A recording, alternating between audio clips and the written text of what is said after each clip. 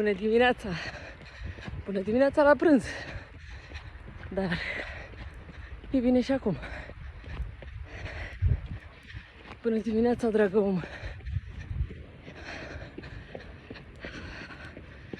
Cum ești? Cum te pregătești pentru această zi? Care pentru tine poate a început mai de mult. Și pentru mine a început mai de mult, dar abia acum mă arăt.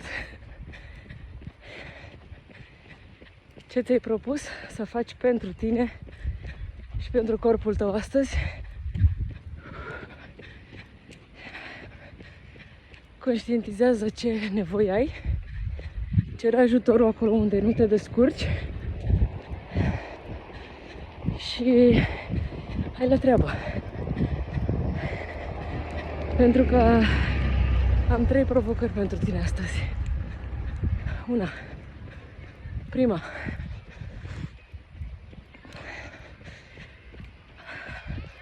Fii atent la muzica pe care o asculti. Fii atent la mesajele pe care le integrezi în mintea ta datorită muzicii. Fii atent și vezi câtă putere îți dă muzica pe care o asculti și vezi cât îți ia puterea. Concret, dacă muzica pe care o asculti îți povestește cât de grea e viața și câte sacrificii trebuie să faci tu și câtă durere și câtă, nu știu, lipsă de putere. Dragă om, dragul meu, draga mea, cum zice Loran Soare și Sas, ia-ți puterea și înțelege că viața nu este o luptă. Viața poate fi o călătorie dacă îți alegi să călătorești, sau poate fi o luptă așa cum îți dorești tu să-ți povestești cât de greu e și câte sacrificii trebuie să faci, așa cum spuneam. Iar dacă ai vedea că există o altă realitate, în consecință, sacrificiile pot fi niște lecții. Da? Foarte interesant, știu. Te-am lovit, nu? Capul sus, spatele drept, ia lecția și hai mai departe.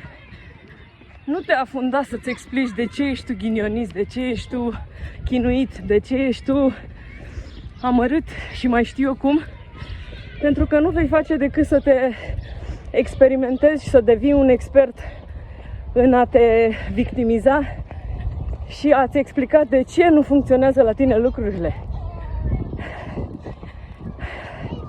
Asta a fost una. A doua provocare. Așa cum mai spuneam și în altă zi, uită-te la farfuria ta. Uită-te la fiecare farfuria ta pe care o mănânci. Uită-te cu atenție și vezi. Vezi, dacă nu știi ce e acolo, măcar întreabă. Dar nu mai te îndopa. Pentru că te îndopi și, așa cum spun mereu, dacă te duci în oglindă și te uiți la tine, hai să vezi că ceea ce bagi în tine nu este exact ce-ți dorești tu să-ți umpli corpul. Pentru că el îți arată.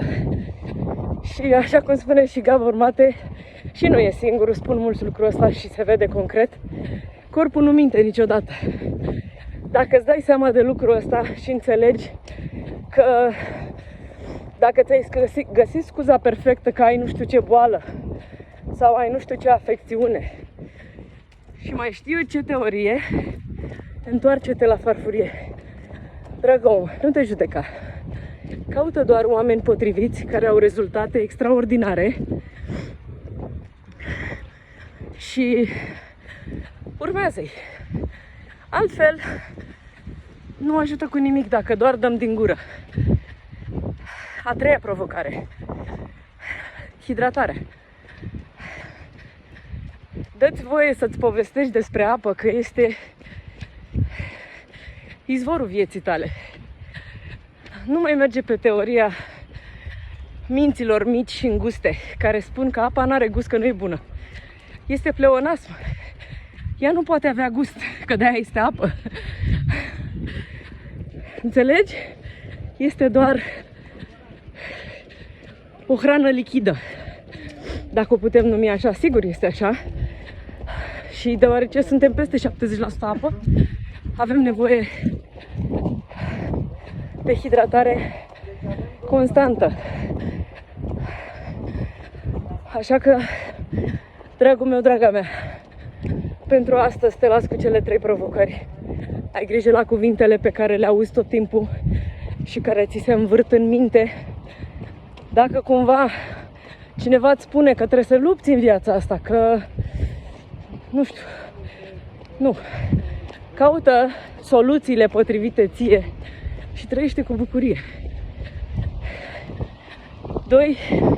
Farfuria, urmează farfuria, fii atent la ea, curăț-o pe cât posibil, pe cât înțelegi tu de fapt.